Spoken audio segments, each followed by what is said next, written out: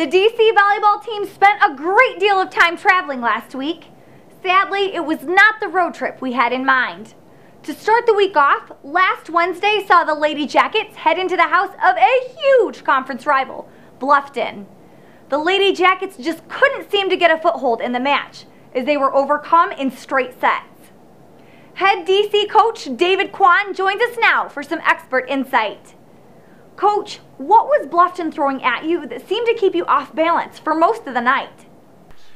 Well, the scouting report always says that, their outsides are very strong, and that's exactly what they brought to the table. We did a great job in most of the first set, though we didn't win. We played them tough. We had 3 leads in that set, and really stopped their outsides, and didn't really allow their outsides to get into any type of rhythm. We put up a great block, and that's unfortunately we didn't get out the win, but we played them very well. And in set 2 and 3, their outsides just turned it on. They kind of moved their outsides around into different zones. They hit different shots and kind of put us off balance.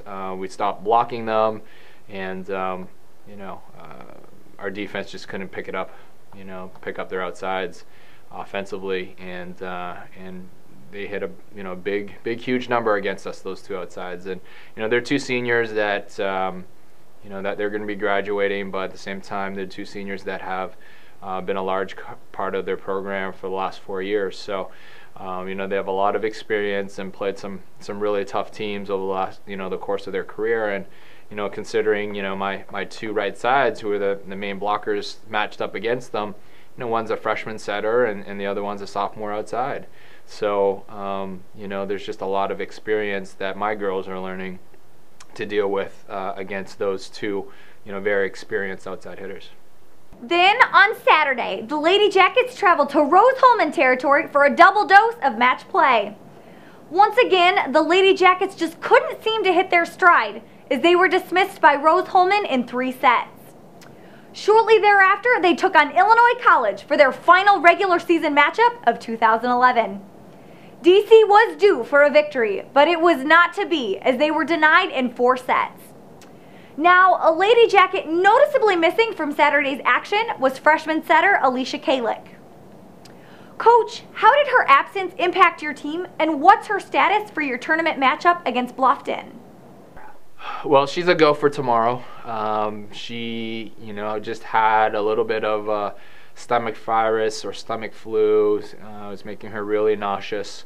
And I think in the big scheme of things, Saturday's games had no bearing on the results of where we would be seated in the tournament.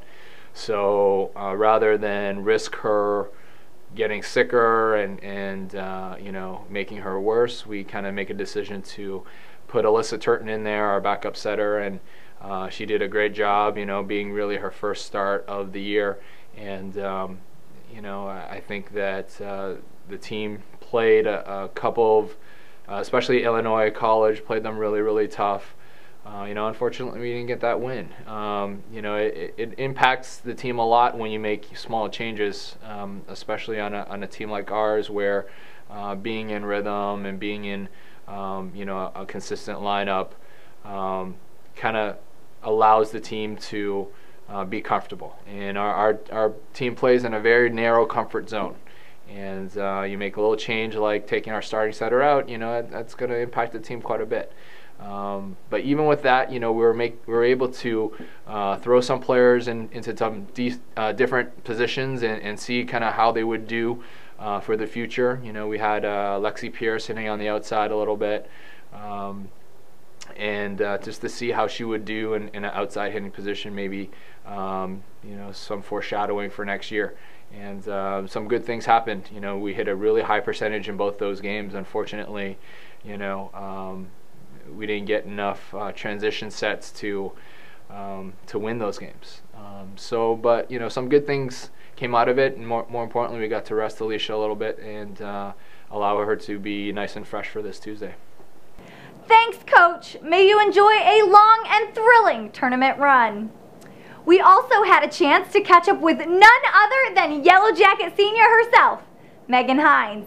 Here's Megan on her DC volleyball journey. Well, definitely being dedicated to the sport. You want to have fun because sometimes the sport in college can be pretty tough, and you want to make sure that you're going to like it. And you want to be open to new experiences, because we went to like California last year and we had a whole bunch of experiences there, and it really helped us broaden our horizon. And then you also want to be ready to work hard on and off the court. Last semester in the spring, we were the highest academic team in the DC campus.